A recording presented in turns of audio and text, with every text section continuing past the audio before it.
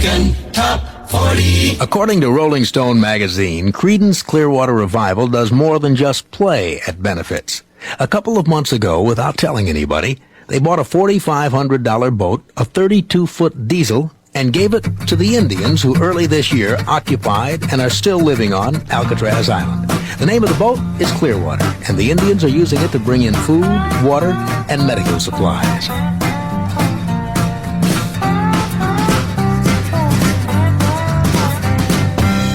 Looking out my back door, and that's the fourth #2 record for Creedance. They have yet to have a #1 song on Billboard's national charts. American Top 40. In the number 17 spot this week is a group that has 13 gold records and 6 platinum ones. The gold, as you know, represents $1 million. The platinum, $5 million in sales. Well, it sounds like they've been selling records for a long time, but they haven't. Their first chart record was only 2.5 years ago. What they do is sell them fast. Like the latest album, so many advance orders came in that their label awarded them a gold record before the album was even released. It's called Pendulum, and their current hit single is from it. Have you ever seen the rain? Here's Creedance Clearwater Revival.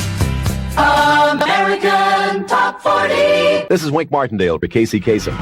Time now for a song by a rock star who made the charts a couple of years back, posing as a group. The artist had been the lead singer of one of the most successful American rock groups of the late 60s and early 70s.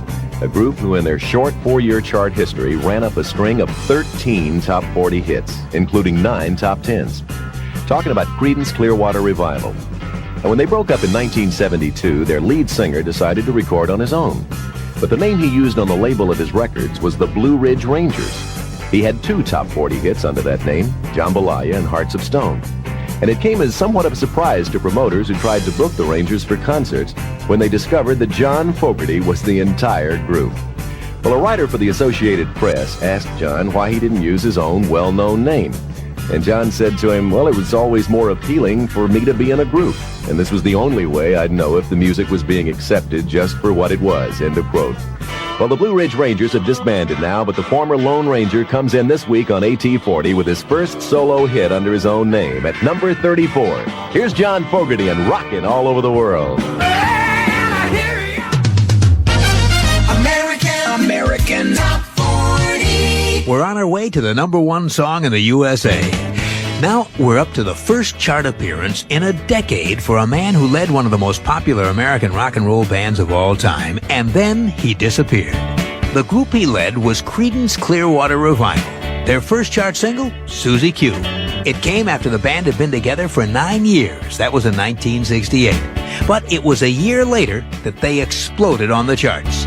In the short period from early 1969 to mid-1971, Creedance had 9 top 10 hits, including such rock and roll classics as Proud Mary, Bad Moon Rising, Travelin' Band, Up Around the Bend, and Down on the Corner. Rolling Stone magazine called them the greatest American singles band in history. Then in 1972, Creedance broke up. The same year, chief songwriter, guitarist, and lead singer John Fogerty released an album under the name Blue Ridge Rangers, which gave him 2 singles, Jambalaya and Hearts of Stone. In 1975, he had a solo album titled John Fogerty with the top 40 hit Rockin' All Over the World. And then John Fogerty seemed to disappear from the face of the earth. For a decade, neither the press nor the public heard from him. John had become disenchanted with the world of pop music and the business of pop music. He moved his family from California to Oregon, where he lived on a farm in solitude playing music for himself. But now, almost 10 years since he made his last record, he's returned, ready to rock and roll again. He's back in his old stomping grounds of El Cerrito, California, and he's also back on some other old stomping grounds, the charts. He has this week's biggest mover within the countdown, a song that moves up 10 notches to number 30. The song titled The Old Man Down the Road. Here's the legendary John C. Fogerty. He take a thunder from the mountain. You're hearing the nation's 40 biggest hits. This is American Top 40. My name's Kasem, and our countdown to the #1 song in the land continues. This next song on American Top 40 is The Old Man Down the Road, and it's by John Fogerty, the former leader of Creedance Clearwater Revival. Recently, Fogerty talked with writer Christine McKenna about his comeback, and he said, quote, "The only way I could find myself was to make some music that was as good as some of the stuff I once created. I finally got back to that same doorstep where I was when I wrote Proud Mary. I recognized that I was standing next to the same tree. It took me 10 years to find my way back, and all the time in between I knew that I was lost. Now I've found that spot again, and I sure ain't letting go of it. End of quote. Here he is, his creativity revitalized, John Fogerty at number 19 with The Old Man Down the Road. American Top 40, Top 40. American Top 40 originates in Hollywood. I'm Kasem. Here's the current hit by John Fogerty, which he describes like this. I see 14 or 15-year-old girls, 2 or 3 together, probably chewing gum, trying to look grown up, talking about boys. They always love music. Could be 1955, could be 1985, doesn't matter. It's just fun to enjoy 3 minutes of rock and roll. Unquote. Up 5 notches to number 22, here is John Fogerty with about 3 minutes of rock and roll girls.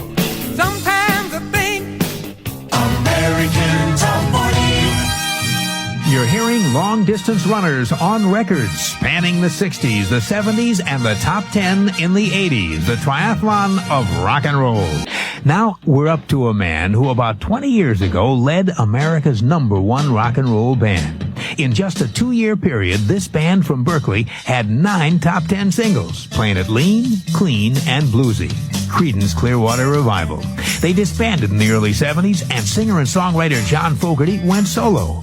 Then he disappeared. He disappeared for 9 years. Music business conflicts had worn him down. He needed that time away.